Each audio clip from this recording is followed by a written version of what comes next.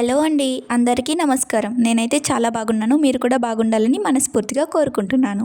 మేమైతే ఈరోజు ఒక పురాతనమైన గుడికైతే బయలుదేరాము. పూర్వకాలంలో శ్రీకృష్ణదేవరాయలు వారైతే ఈ గుడిలో అయితే పూజలు జరిపించేవారంట. ఇంకా వెళ్ళే దారిలోనే పూజకు కావాల్సిన సామాన్లు అయితే కొనుక్కున్నాము. చూస్తున్నారు కదా, గుడి అయితే వచ్చేసింది. గుడి అయితే ముందు నుండి చూడ్డానికి ఇలా అయితే ఉంది. చూడ్డానికైతే చాలా బాగుంది. ఆలయ గోపురం మొత్తం పిచ్చుకలు, రామచిలుకలు, పావురాలతో అయితే నిండిపోయింది. మీరు వీడియోలో అయితే క్లియర్గా చూడొచ్చు.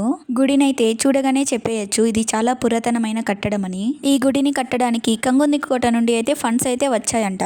ఈ గుడి అయితే విజయనగర సామ్రాజ్యం కిందకైతే వస్తుంది.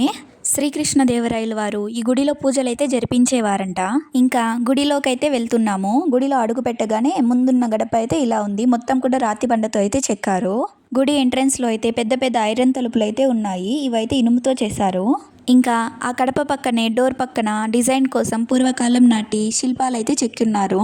ఇంకా గుడిలోకి వెళ్దామని అడుగు పెట్టేలోపే గుడి మొత్తం వాటర్తో అయితే నిండిపోయింది. ఇంకా చూస్తే గుడి అయితే కన్స్ట్రక్షన్లో ఉంది. చూస్తున్నారు కదా, గుడి మొత్తం కూడా రాతితో చెక్కిన బండలతో అయితే కట్టారు.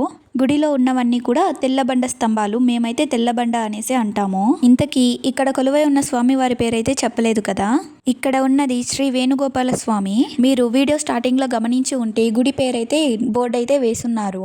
మేము వెళ్లేసరికి స్వామి వారికి అయితే అభిషేకం అయితే చేసేసారంట. ఇక్కడ పూజారి గారు అయితే అందరితో సరదాగా అయితే మాట్లాడుతున్నారు. మా గోత్రనామాలు చెప్పి అర్చన అయితే చేపించాము. గుడిలో కాసేపు అయితే టైం స్పెండ్ చేసాము. కానీ గుడిలో ఎక్కువ క్లిప్స్ అయితే తీయలేదు. ఈ ఫోటోలో కనిపిస్తుంది అయితే రాజా కేజేవి నాయుడు గారు. ఈయనైతే కంగుంది కోటలో జమీందారు. అప్పట్లో ఈ గుడి కట్టడానికి మేజర్ అమౌంట్ అయితే ఈయనే ఇచ్చారంట. అందుకే ఆయన ఫోటో అక్కడ ఉంది. చూస్తున్నారు కదా, సిమెంట్ తో గార వేసి దానిపైన వాటర్ అయితే పెట్టున్నారు గట్టిదనం కోసం. ఈ ఆలయం యొక్క ధ్వజస్తంభం అయితే ఇదే. నా కెమెరాలో అయితే క్లారిటీగా క్యాప్చర్ అయితే కాలేదు.